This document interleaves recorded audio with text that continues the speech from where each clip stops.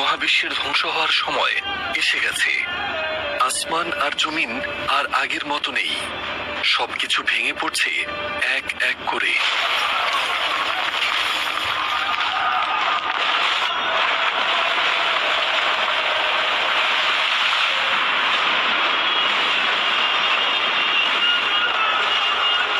মানুষ বিভ্রান্ত হয়ে একে অন্যের দিকে তাকাচ্ছে, জানে না কি করবে এখন। পুরোপুরি হতভম্ব হয়ে কি ঘটতে যাচ্ছে তা বোঝার চেষ্টা করছে সবাই। এটি যেন ভূমিকম্পের চেয়েও ভয়ানক কিছু।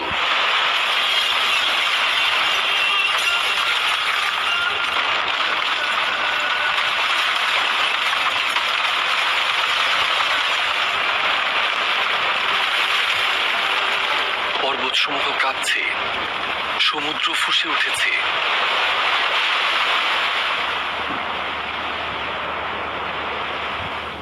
পৃথিবী পৃষ্ঠের সমস্ত কিছু একের পর এক চূর্ণ বিচূর্ণ হচ্ছে, আর চারিদিকে বাড়তে ও ছড়াতে শুরু করেছে ভয়ানক ও বিভৎস আতঙ্কের ছায়া। আকাশে একের পর এক তারা খসে পড়ছে। মানুষ চিৎকার করে যেদিকে পারে সেদিকে দৌড়াচ্ছে, কিন্তু এখন আর যাওয়ার কোনো জায়গা নেই। কেননা পরীক্ষার সময় এখন সমাপ্ত হয়েছে, আর তারা একের পর এক মাটিতে লুটিয়ে পড়ে মারা যাচ্ছে। এখন আমরা পবিত্র কোরআনের আয়াত থেকে জানব এবং একে একে ব্যাখ্যা করব কি কি ঘটবে সেদিন। সূর নামক সিংহায় ফু দেওয়ার সঙ্গে সঙ্গে পৃথিবী ধ্বংস হতে শুরু করবে।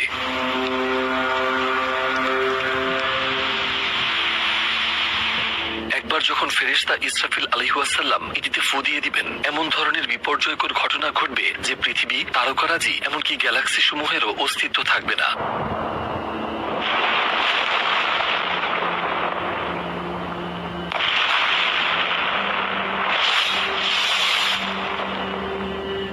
কোরআন দৃশ্যগুলোকে নিম্নরূপে ব্যাখ্যা করে। যখন সিংহায় ফুৎকার দেয়া হবে, একটি মাত্র ফুৎকার, এবং পৃথিবী ও পর্বতমালা উত্তোলিত হবে ও চূর্ণ বিচূর্ণ করে দেয়া হবে। একটি মাত্র ফুৎকারে সেই দিন কিয়ামত সংগঠিত হবে। সেদিন আকাশ বিদীর্ণ হবে ও বিক্ষিপ্ত হবে। সেই দিনের আতঙ্কের কথা আরো অনেক আয়াতে বর্ণনা করা হয়েছে। সেদিন জমিন ও পর্বতমালা প্রকম্পিত হবে এবং পর্বতসমূহ বিক্ষিপ্ত বহমান বালুকারাশিতে পরিণত হবে। সেই দিন আমি আকাশকে গুটিয়ে নেব, যেমন গুটানো হয় লিখিত কাগজপত্র। যেভাবে আমি প্রথমবার সৃষ্টি করেছিলাম সেভাবে পুনরায় সৃষ্টি করব। তোমাদের প্রতি করা আমার ওয়াদা নিশ্চিত, নিশ্চয়ই আমি তা পূর্ণ করবই। অতএব তোমরা কি রূপে আত্মরক্ষা করিবে যদি তোমরা সেদিনকে অস্বীকার করো, যেদিন কিশোরদেরকে পরিণত করবে বৃদ্ধে। সেদিন আসমান হবে বিদীর্ণ, তার প্রতিশ্রুতি অবশ্যই বাস্তবায়িত হবে। এই আয়াতগুলো পরিষ্কারভাবে ব্যাখ্যা করে যে এই দিনটি অন্য দিনের মতো হবে না। আমাদের চারপাশে যে মহাবিশ্বকে দেখতে পাই তার ধ্বংসের দিন সেটি। প্রতিটি মানুষের যেমন তার সমাপ্তির একটি নির্দিষ্ট সময় আছে, এই বিশাল সৃষ্টি যাকে মহাবিশ্ব বলে তারও ধ্বংসের নির্দিষ্ট দিন রয়েছে।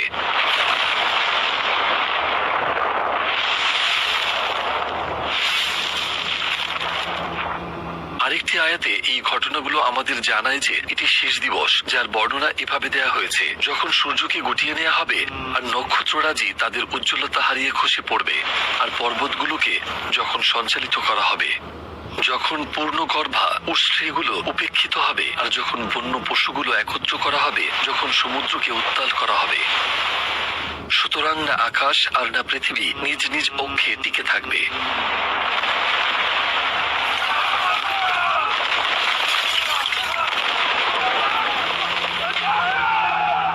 যেদিকেই ফিরে তাকাবেন আপনি এক ভয়াবহ পরিস্থিতি দেখতে পাবেন। তীব্র ভূমিকম্প জমিনকে প্রকম্পিত করবে, আগ্নেয়গিরির অগ্ন্যুৎপাত ছড়িয়ে পড়বে, গভীর ফাটল থেকে ছড়িয়ে পড়া গলিত তরল সমুদ্রের পানি ফুটিয়ে তুলবে। অবিশ্বাস্য গতিতে পৃথিবী ঘোরার কারণে পর্বতগুলো তুলায় পরিণত হবে, সমুদ্রগুলো একে অপরের সঙ্গে মিশে যাবে, আর সবগুলো সমুদ্র মিলে একটি বিশাল অতল সমুদ্রে পরিণত হবে। তো সেই ভয়ঙ্কর দিনটি আসতে আর কত সময় বাকি? 100 বছর, 10 বছর, নাকি তারও কম?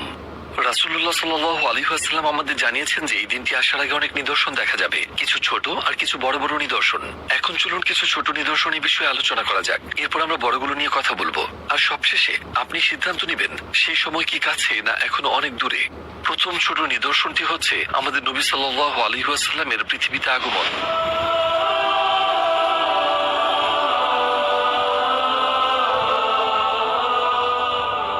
আল্লাহর প্রেরিত সর্বশেষ নবী।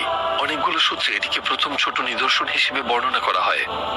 অন্য কথায়, এই বিদ্যালয়ে যাকে আমরা দুনিয়া বলি তার শেষ শিক্ষক এসে চলে গেছেন। তাহলে আমাদের গ্রাজুয়েশন কি খুব দূরে হবে? আরেকটি নিদর্শন হচ্ছে মানুষের জীবনে কোরআনের গুরুত্ব কমে যাবে।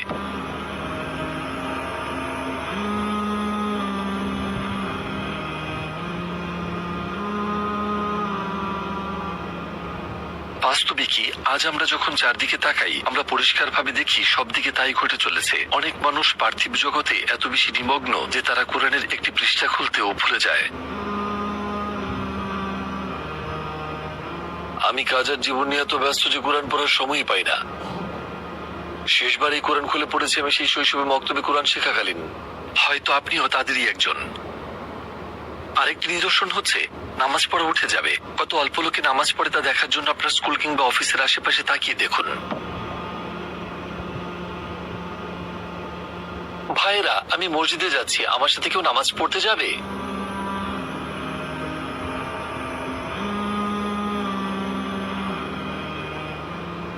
যতই কিয়ামতের দিন ঘনিয়ে আসছে ততই নামাজ পড়া লোকের সংখ্যা কমছে।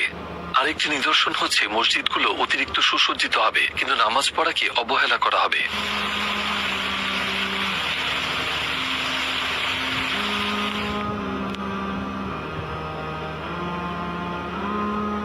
আরেকটি নিদর্শন হচ্ছে আল মালহামা আল কুবরা, এক ভয়ানক মহাযুদ্ধ। এই যুদ্ধ কিয়ামতের অন্যতম একটি লক্ষণ।